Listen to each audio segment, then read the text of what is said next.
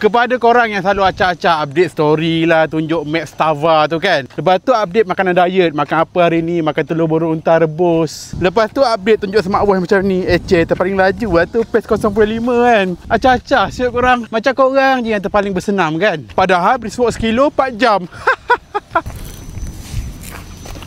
Tapi pesanan aku untuk korang, teruskan acak-acak tu. Teruskan update map Strava korang tu dekat story ke, dekat mana-mana ke. Nak update gambar makanan diet korang ke, teruskan. Tak kisahlah kau brisk walk 1 kilo 48 jam pun, update je. Sebab kau tak tahu antara follower korang mesti ada yang start sebab video korang. Which is, tu benda bagus. Sedikit sebanyak dia bagi inspirasi dekat orang-orang yang tak pernah terfikir nak buat benda-benda tu. Daripada dia orang bermalas-malasan kat rumah, mungkin dia tengok story korang ke, dia akan jadi semangat untuk lari macam korang. Lepas tu, untuk orang yang jarang post-post macam ni, kalau kau nampak kawan korang tak kisahlah badan besar ke, nampak macam tak apa-apa dia buat ke, support, korang like, korang komen, bagi kata-kata semangat. Mungkin dengan kata-kata semangat korang, daripada dia badan besar tak sihat tu jadi sihat. Bagi aku itulah acak-acak yang paling bagus daripada acak-acak tunjuk kekayaan tu kan. Tapi kalau korang cari seluar tracksuit yang murah, harga RM10, korang boleh beli seluar tracksuit ni. Cutting slim fit, stretchable, sesuai buat brisk walk, buat jogging. Kalau bajet tak ada, beli yang murah je, boleh beli banyak. Siap ada poket, getah dengan tali. Aku punya ni design 3 line. Sebab harga dia murah, korang boleh beli banyak. Boleh standby untuk workout. Kalau kau berminat, kau tekan link kat bawah tu. So sampaikan pesan ni kat kawan-kawan,